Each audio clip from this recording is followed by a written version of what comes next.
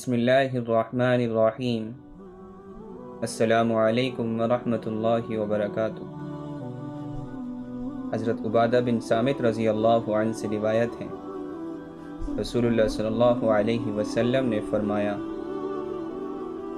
جس شخص نے اس بات کی گواہی دی کہ اللہ کے سوا کوئی معبود نہیں، وہ تنہا ہے اور اس کا کوئی شریک نہیں، اور محمد صلی اللہ علیہ وسلم اللہ کے بندے اور اس کے رسول ہیں، اور اس نے اس بات کی گواہی دی کہ حضرت عیسیٰ علیہ السلام اللہ کے رسول ہیں، وہ اس کی بندی کے بیٹے ہیں، وہ اللہ کا وہ کلمہ ہے جسے اس نے مریم علیہ السلام کی طرف القاء فرمایا، اور وہ اس کی روح ہے، اور وہ یہ بھی مانتا ہے کہ جنت اور دوزخ حق ہیں، یعنی موجود ہیں۔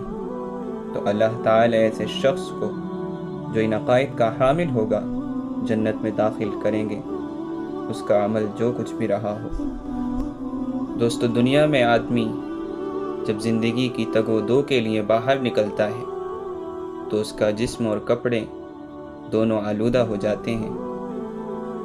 دن بھر کی مشقت اور جد و جہد کے بعد وہ جب واپس گھر آتا ہے تو سب سے پہلے اپنے جسم اور کپڑوں کی آلودگی کو دور کرنے کے لیے فکر مند ہوتا ہے۔ اعمال کا معاملہ بھی ایسا ہی ہے۔ یہ ممکن نہیں کہ زندگی کی سرگرمیوں میں بندے سے کوئی گناہ سرزد ہی نہ ہو۔ حقیقت یہ ہے کہ اس کے تمام تر اخلاص، خشیت اور تقوی کے باوجود اس سے گناہ صادر ہو جاتے ہیں۔ یہ گناہ روح کی غلاظت ہیں۔ جسم اور کپڑوں کی آلودگی کی طرح گناہوں کے بارے میں سچے مومن کی خواہش ہوتی ہے کہ اس کا دامن دل اگر گناہوں سے آلودہ ہو گیا ہے تو جتنی جلدی ممکن ہو وہ اسے توبہ کے پانی سے دھو ڈالے۔ غلطیوں کا شعور اور گناہوں کی ندامت اسے اعتراف جرم کے ساتھ خدا کی بارگاہ میں حاضر ہو کر مغفرت طلب کرنے پر آمادہ کرتی ہیں۔ اس اعتبار سے دیکھیں تو توبہ گناہوں کا غسل ہے، دین گناہوں سے دل کی طہارت اور خطاؤں سے روح کی پاکیزگی کا نام ہے۔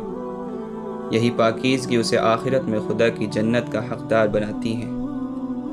دوستو، اس سے واضح ہوتا ہے کہ دین صرف احکام کا مجموعہ نہیں ہے، بلکہ انسانوں کو پاکیزہ بنانے کی دعوت ہے۔ شریعت کے احکام، خیالات، علم اور عمل ہی کی پاکیزگی کے لیے دیے گئے ہیں۔ ایسی پاکیزگی کی ضرورت اس لیے ہے کہ خدا کی جنت پاکیزہ لوگوں کا ٹھکانہ ہے، لہٰذا اس کی جنت میں آباد ہونے کے لیے پاکیزگی شرط ہے، اور یہ دنیا ایسے ہی پاکیزہ لوگوں کے انتخاب کے لیے بنائی گئی ہے۔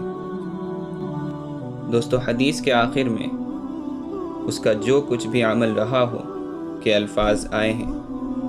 اس کا ہرگز یہ مطلب نہیں ہے کہ حدیث میں عقائد اور ایمانیات کے اقرار کے بعد اسے ہر برا بھلا کام کرنے کی آزادی حاصل ہو جاتی ہے، اور یہ کہ محض اقرار کے بعد اسے اعمال کے متعلق نہیں پوچھا جائے گا، بلکہ نبی صلی اللہ علیہ وسلم کا مطلب یہ ہے کہ جو کچھ اوپر بیان ہوا اسے اختیار کر لینے کے بعد ایسا شخص خدا اور آخرت کے بارے میں یقین اور اعتماد کے اس درجے میں ہوتا ہے کہ وہ حتی الامکان نافرمانی سے بچنے کی کوشش میں رہتا ہے، اور انسان ہونے کے ناطے جو گناہ اس سے سرزد ہو جاتے ہیں وہ ان کے فوراً بعد توبہ و استغفار کا راستہ اختیار کرتا ہے۔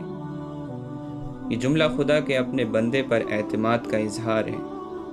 یہ تو ہو سکتا ہے کہ ایسے مخلص شخص سے بڑا گناہ سرزد ہو جائے، مگر یہ ناممکن ہے کہ وہ گناہ کے باوجود خدا سے بے پرواہ اور آخرت سے منہ موڑ کر زندہ رہے۔ وہ لازماً توبہ کر کے گناہوں سے پاک ہوگا۔